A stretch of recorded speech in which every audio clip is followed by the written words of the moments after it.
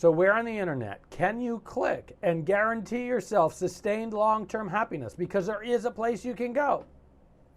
April Fools, no such place exists.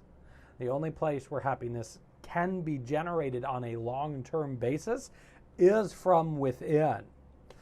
It's easy to fool ourselves, April Fools, that when we get this or that, or this person or that person likes me, or I achieve this or that the happiness will come.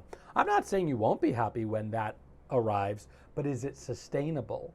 Because the happiness must start from creating an environment inside our own ecosystems that allows for us to be happy and pleased no matter what material belongings we have.